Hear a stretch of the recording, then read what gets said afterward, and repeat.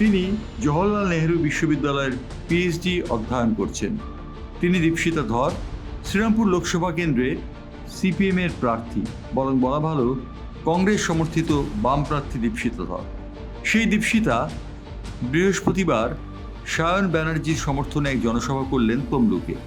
তমলুকে সেই জনসভা থেকে তার স্পষ্ট উচ্চারণ, বিজেপি এবং তৃণমূলকে একটিও ভোট নয়, এবং সেই দিনটি আসছে 4 জুন, যেদিন পশ্চিমবঙ্গ বামেদের দখলে আসবে।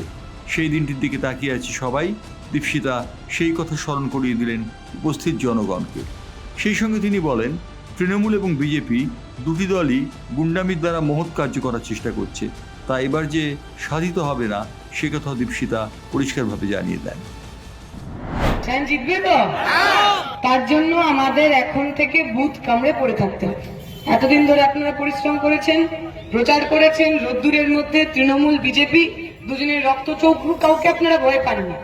এবারে কিন্তু অন্যবারের মতো নির্বাচন হচ্ছে না। যেখানে যেখানে তৃণমূল বিজেপি ভাবে ছাপ্পা দিয়ে ধাপ্পা দিয়ে ভোট করাবে, কোথাও কিচ্ছু হচ্ছে না।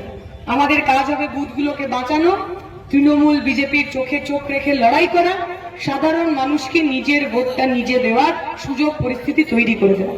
যদি সেটুকুনি আমরা করতে পারি, আমি এই কথা আপনাদের দিয়ে যাচ্ছি, আগামী 4 তারিখ শ্রীরামপুর, যাদবপুর, তমলুক সহ পশ্চিমবঙ্গের বিভিন্ন কোনায় আমরা লাল আবির মেখে বিজয় মিছিল করব।